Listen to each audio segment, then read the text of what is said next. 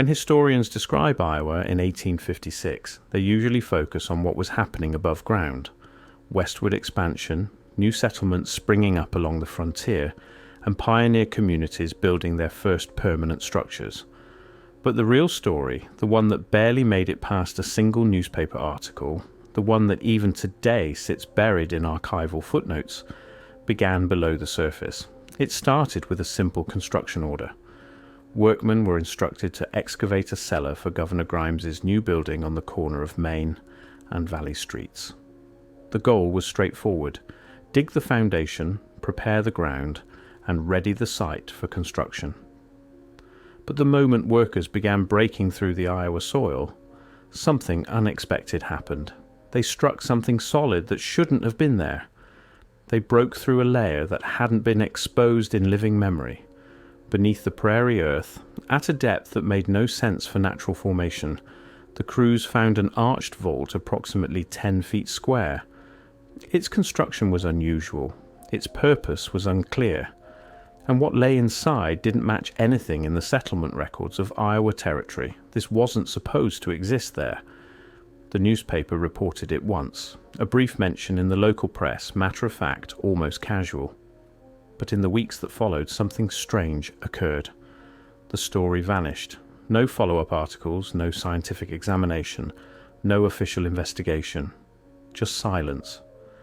The official explanation, when anyone bothered to offer one, would later dismiss all of this as a misidentification, perhaps Native American remains, or simply exaggerated frontier tales. Nothing unusual, nothing worth preserving. But the original newspaper account from 1856, the one that still exists in a handful of archives, tells something different. It describes workmen standing at the edge of a vault built with 14-inch thick walls, laid up with cement or some other indestructible mortar, a construction method that didn't match anything pioneers were building in 1856 Iowa. And inside that vault, 8 human skeletons, not ordinary remains, skeletons of gigantic proportions measuring approximately 8 to 10 feet in length, described as the largest remains ever found. And the deeper you examine what happened next, the more the story stops looking like a simple archaeological discovery, and more like evidence that was systematically buried, hidden, and deliberately forgotten. At first, the construction crew tried to understand what they had found in the simplest way possible.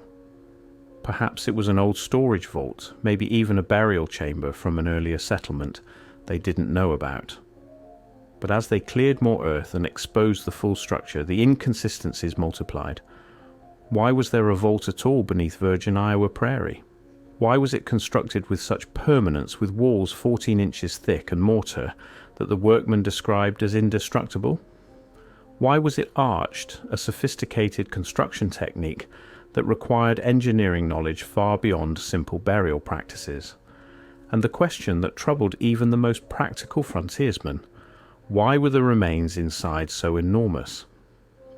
Iowa in 1856 was barely settled. The territory had only achieved statehood a decade earlier. Yet the vault beneath Governor Grimes's construction site appeared built for occupants far larger than any known human population. The newspaper account makes this clear. 8 skeletons, all of gigantic proportions, all in a good state of preservation, all approximately 8 to 10 feet in length. Workers quietly admitted among themselves that nothing about this discovery lined up with their understanding of who had lived on this land before them. And although none of them were using terms like lost race or ancient giants, they were acknowledging something just as unsettling. Someone of extraordinary size had been buried here with great care, in a structure built to last far longer than any wooden coffin or simple grave. When the excavation crew fully exposed the vault beneath Main and Valley Streets, what they uncovered didn't behave the way a normal burial site is supposed to behave. This wasn't a simple hole dug in the ground. This was engineered architecture. The first anomaly was the arch itself. Arch construction requires precise measurement, careful stone or brick placement, and an understanding of load distribution. It's not a technique you use for a quick burial. It's a technique you use when you're building something meant to endure for centuries, Yet here it was, buried beneath Iowa prairie, in a location where no permanent settlement was supposed to exist. The walls were 14 inches thick. That's not a burial vault, that's fortress construction.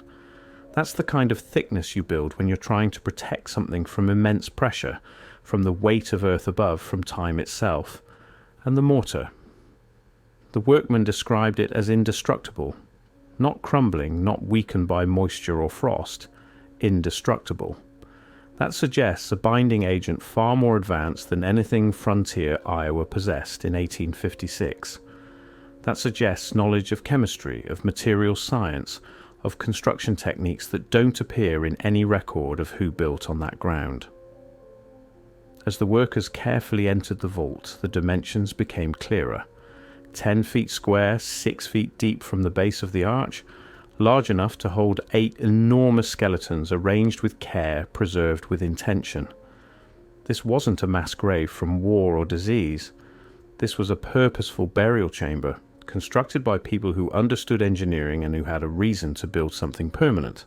And then came the discovery that still generates debate today. The skeletons themselves. 8 individuals, all of gigantic proportions, all measuring approximately 8 to 10 feet in length. The newspaper account makes no attempt to sensationalize this. It states it plainly, almost clinically, the largest remains ever found. Officially, conventional archaeology later dismissed such accounts as frontier exaggeration, misidentified animal bones, or simply hoaxes.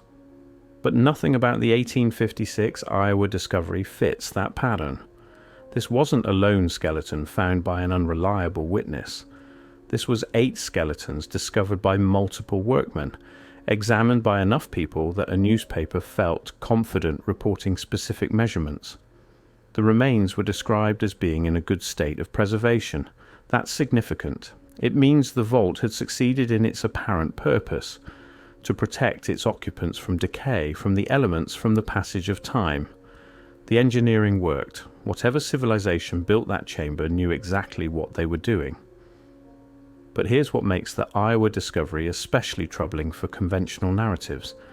These weren't scattered bones, they were complete skeletons laid out with clear intention, preserved with obvious care. This was a formal burial conducted by a society that had the resources, the knowledge, and the motivation to construct permanent architecture for their dead.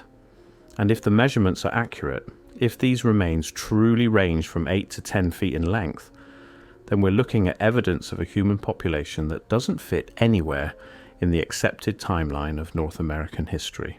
As news of the discovery should have spread, something peculiar began happening. The story didn't grow. It contracted. No scientific expeditions arrived to study the vault. No Smithsonian representatives came to collect the remains. No follow-up articles appeared describing what happened to the skeletons or the structure that held them. Instead, the discovery simply faded from public record.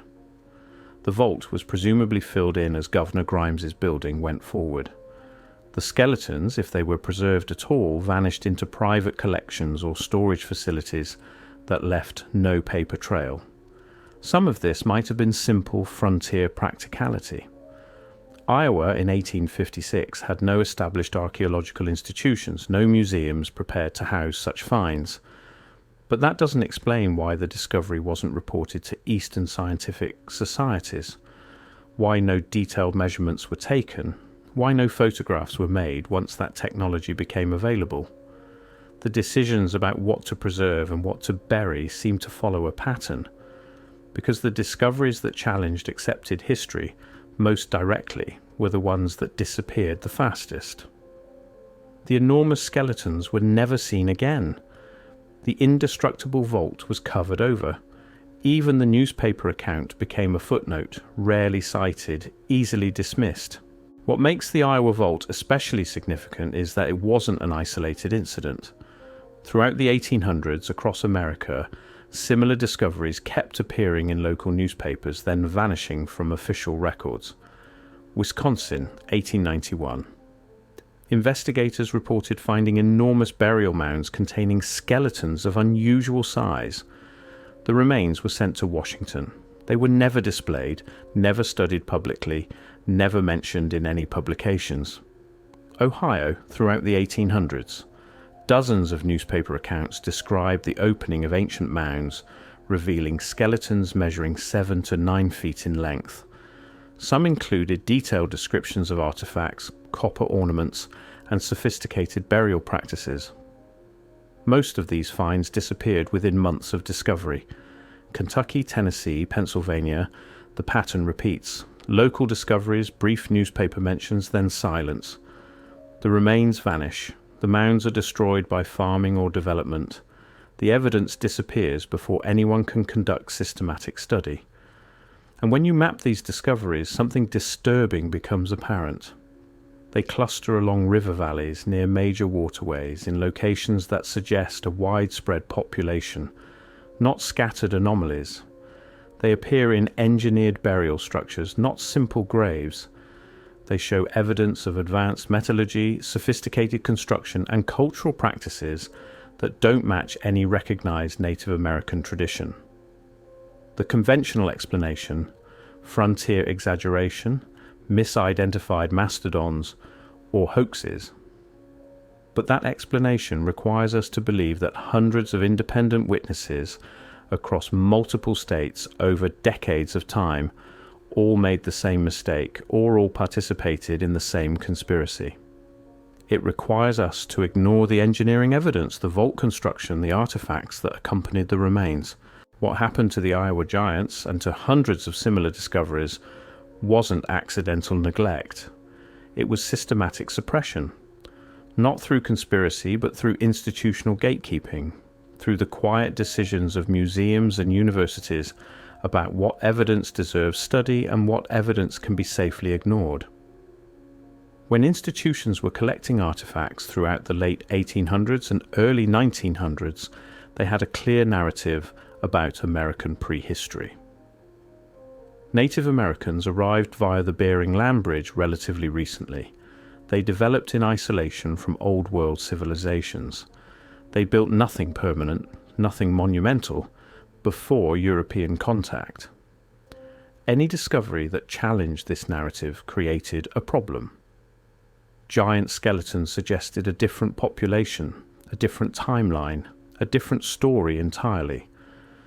So those discoveries were archived in ways that made them difficult to access, stored in facilities where they wouldn't be displayed, or simply lost in the vast collections where they could be forgotten. This wasn't active destruction, it was passive erasure, the kind that happens when institutions decide certain questions aren't worth asking, certain evidence isn't worth preserving, certain chapters of history aren't worth telling. When you step back and examine what the Iowa discovery actually showed, independent of later dismissals and explanations, a clear pattern emerges. Sophisticated construction methods, permanent architecture, burial practices suggesting social organization and cultural complexity, and human remains of a size that doesn't fit conventional models. The vault itself demonstrated knowledge of engineering. The arch design requires understanding of force distribution. The 14-inch walls suggest experience with load-bearing construction. The indestructible mortar indicates advanced material science. None of this matches the temporary camps and seasonal settlements attributed to Iowa's pre-European inhabitants. The skeletons demonstrated something equally troubling for accepted timelines. If the measurements were accurate, we're looking at evidence of a human population averaging 8 to 10 feet in height, not individuals with gigantism, which would show skeletal deformities, but a population, multiple individuals, all of exceptional size, all buried together with clear cultural intention. And the preservation of the remains suggested that whoever built the vault succeeded in their goal. The bodies were protected, the chamber held, the engineering worked across what must have been centuries, possibly millennia, of burial. And this brings us to the question that no official archive, no textbook, no conventional history has ever answered satisfactorily. What happened to the 8 skeletons discovered in Iowa in 1856? Were they reburied when construction continued? Were they sent to some private collection? Were they deliberately destroyed to eliminate evidence that didn't fit the preferred narrative? We don't know, because no one in a position of institutional authority chose to create a clear record. Why was a sophisticated burial vault constructed beneath Iowa prairie? Who had the engineering knowledge to build permanent architecture with arched ceilings and indestructible mortar? Why were 8 individuals of gigantic proportions buried together with such obvious care? These aren't rhetorical questions. They're evidence gaps that conventional archaeology has never adequately addressed, choosing instead to dismiss the entire category of giant discoveries rather than engage with the specific evidence each case presents. When you examine the Iowa discovery alongside hundreds of similar finds from the 1800s, a disturbing possibility emerges. What if North America was inhabited by a population we no longer acknowledge? What if that population built permanent structures, developed advanced construction techniques, and achieved a level of cultural sophistication that doesn't appear in our accepted timeline? What if the mounds scattered across the Midwest aren't simple burial hills, but the last visible remnants of architectural complexes that were systematically dismantled, ploughed under, and erased by European expansion? What if the giant skeletons aren't anomalies, but evidence of a distinct population that existed before, during, or alongside the ancestors of modern Native American tribes? The evidence for such a civilization exists, but it exists in fragments, newspaper accounts that were never followed up, museum collections that were never catalogued, discoveries that were buried again before systematic study could occur. It exists in the gaps, in the silences, in the questions that institutional archaeology chose not to ask. The workmen who discovered the Iowa Vault in 1856 had a choice. They could have stopped construction, called for scientific examination, preserved the structure and its contents for systematic study. Instead, they presumably filled it back in, continued building, and let the discovery fade into local folklore. This wasn't malicious, it was practical. Governor Grimes needed his building.